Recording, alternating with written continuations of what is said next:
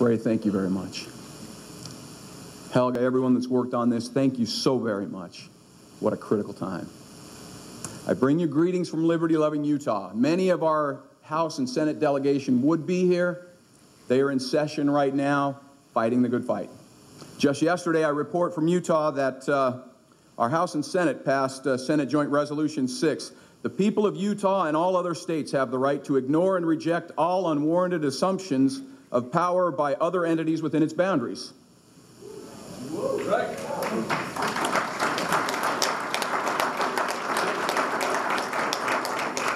Without this right, states would become mere administrative subdivisions of their intended servant, the federal government. If Utah accepts these inappropriate applications of power and continues to allow Congress to exercise unbridled authority, it surrenders its own form of government, its sovereign power, and its responsibility to its citizens. We stand with you in Utah. Know that your brothers and sisters in Utah stand with you. Know that there are liberty-loving Americans across the United States that stand with you. We are not alone. Today we find ourselves $13 trillion in debt for our children and our children's children. $105 trillion in unfunded obligations, all the money you've contributed for Medicare, Medicaid, Social Security all your life. There's not a penny there. There's an IOU stuck back in. And we also find ourselves overspending by $1.5 trillion a year. You know, there's some people in the United States that don't make that much money in a whole year.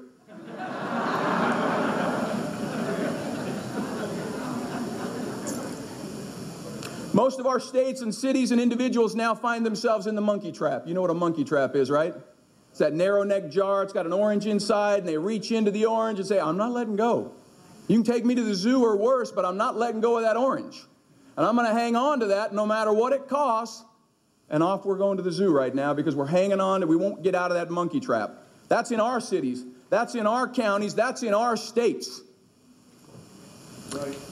Thomas Jefferson said, when all government, domestic and foreign, in little as in great things, shall be drawn to Washington as the center of all power, it will render powerless the checks provided of one government on another, and it will become as venal and oppressive as the government from which we separated. A pretty bright man once said, we can't solve our problems by using the same kind of thinking that we used when we created them. Albert Einstein also said the definition of insanity is doing the same thing over and over again, expecting different results. My friends, are you ready to stop the insanity?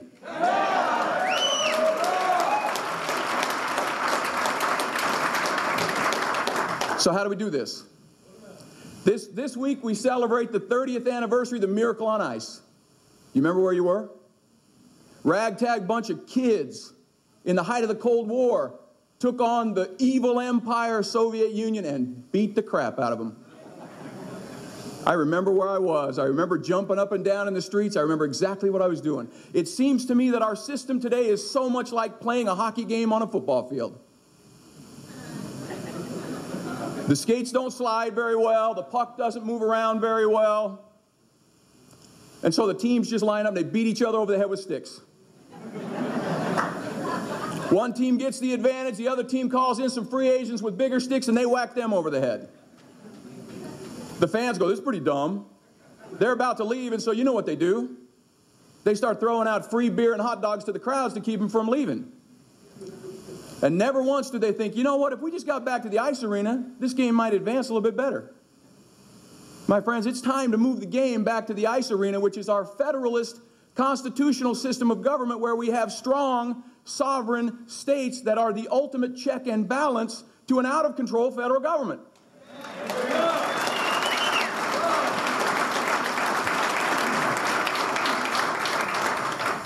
Now, how do we do this? Courageous representatives will only come from courageous individuals. My friends, when we commit in our homes, when we sit down with our children, and we commit that we will not take government handouts in our community, when we commit in our homes personally that we will oppose any federal exercise of power never delegated to it by the Constitution, when we commit to become self-reliant and stick our hand in the monkey trap, When we commit to secure the blessings of liberty to our posterity, then we have the moral courage to demand that of our representatives. And until we do that, you know what they're going to do? They're going to stick their finger in the wind, see which way it's blowing. My friends, it is time for us to be the gale force wind.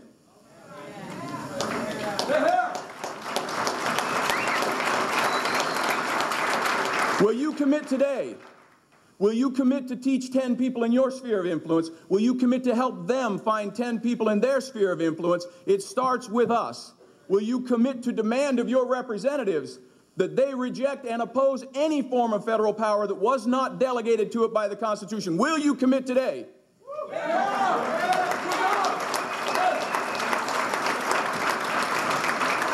This is the movement, this is the time, this is our opportunity, this is our legacy. We have a rendezvous with destiny. I'm Ken Ivory. I'm running for the Utah House of Representatives to secure the blessings of liberty for our posterity. Thank you very much.